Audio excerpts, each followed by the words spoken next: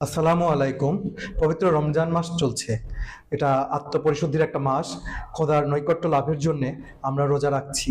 কিন্তু এ সময় অনেকে লক্ষ্য করছেন যে তাদের ত্বক শুষ্ক হয়ে যাচ্ছে, ঠোঁট ফেটে যাচ্ছে, ব্রণ বেরোচ্ছে এবং ত্বকটা নিস্তেজ হয়ে যাচ্ছে। আজকের ভিডিওতে আমরা জানবো রোজার সময় ত্বকে কি কি পরিবর্তন হতে পারে এবং কিভাবে আমরা তা প্রতিরোধ করতে পারি। আমি ডাক্তার মোহাম্মদ মুরাদ হোসেন, আপনাদের ত্বক রোগ বিশেষজ্ঞ। চলুন বিস্তারিত আলোচনায় চলে যাই। রোজাতে ত্বক কেন শুষ্ক হয়ে যায়? রোজার সময় দীর্ঘক্ষণ খাবার না খেয়ে এবং পানি পান না করে থাকতে হয়, যার কারণে পানির অভাবে মাইল্ড ডিহাইড্রেশন দেখা দেয়। এতে ত্বক শুষ্ক হয়ে যায়, ঠোঁট ফেটে যায়, ত্বকের ইলাস্টিসিটি কমে যায় এবং সেনসিটিভ স্কিনে জ্বালাপোড়া বেড়ে যেতে পারে। যাদের সোরিয়াসিস কিংবা একজিমা আছে তাদের সমস্যাটাও এই সময় অনেকটা বেড়ে যেতে পারে। এবার আসুন রোজায় ত্বকের 5টি গুরুত্বপূর্ণ যত্ন সম্পর্কে আলোচনা করি। এই যে বললাম, পানি শূন্যতার কারণে ত্বক শুষ্ক হয়ে যাচ্ছে, ঠোঁট ফেটে যাচ্ছে, আপনার ব্রণ দেখা যাচ্ছে রোজার সময়। তো এটা থেকে কিভাবে ত্বককে রক্ষা করবেন?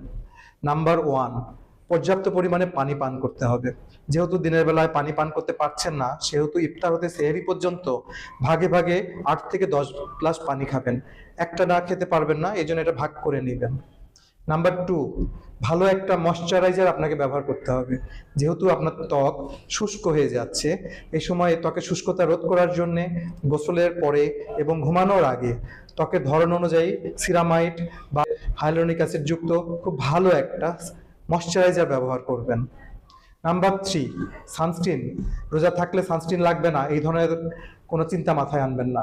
এ সময় আপনার ত্বকের যত্নে ত্বকের বন্ধু ত্বকের ধরন অনুযায়ী একটা ব্রড স্পেকট্রাম সানস্ক্রিন ব্যবহার করবেন। 4 নাম্বার, অতিরিক্ত ভাজা পোড়া কম খাবেন। অতিরিক্ত ভাজা পোড়া মিষ্টিযুক্ত খাবার যদি খান, এই সময় ত্বকে কিন্তু ব্রণ দেখা দিতে পারে। এবার আসুন 5 নাম্বার যত্ন সম্পর্কে আমরা আলোচনা করি। আপনার ঠোঁট ফাটা থেকে কিভাবে রক্ষা করবেন? আপনি বারবার ভালো একটা লিপ জেল ব্যবহার করবেন, অবশ্যই ময়শ্চারাইজার যুক্ত লিপ জেল অথবা ভ্যাসলিন ব্যবহার করবেন।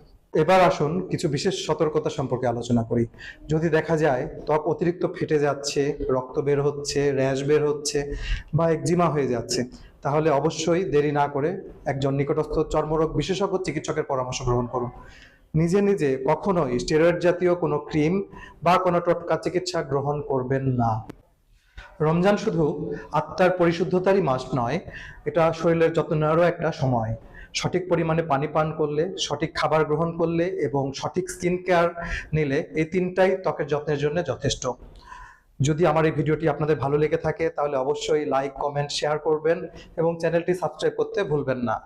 আর যদি কোনো কিছু জানার থাকে তাহলে অবশ্যই কমেন্টে জানান।